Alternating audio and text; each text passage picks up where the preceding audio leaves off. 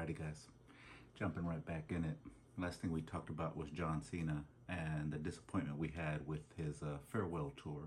A lot of us had envisioned an open challenge with a lot of various wrestlers like CM Punk, Javon Evans, or even bringing in like Ethan Page.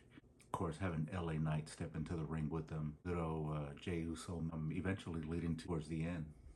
There was a few things that happened during that time I really wish would have happened. One of the things that John Cena talked about early on was that he was going to be the last real champion, and that when he was leaving, he was actually going to take the title with him, which is something I really look forward to. Title itself, I feel, is just not up to par to the other title belts that are out in the industry, whether you're looking at MLW, AEW, hell, TNA for that matter.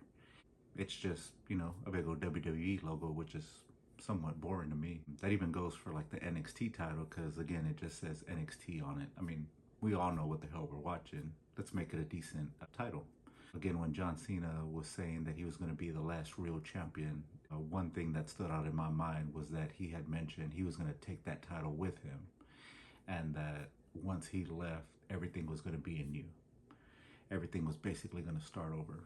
And in my mind, I was thinking we were going to start over with a new championship belt. We were going to have young players step up, step into that ring, make a name for themselves, and start pushing the envelope a little bit further.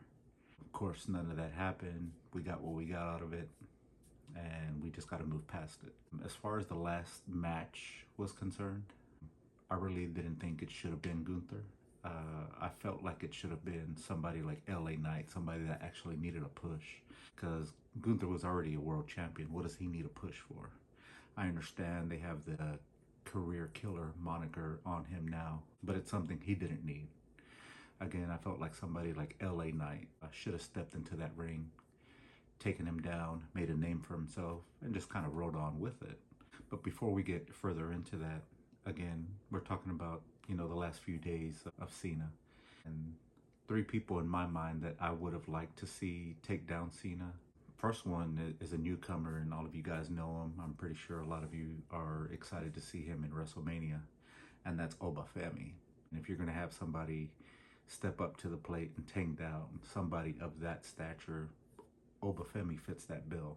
Same thing with LA Knight. They're kind of on the same level for me. Somebody new to like the WWE eyes that really should establish themselves as a competitor and a main eventer.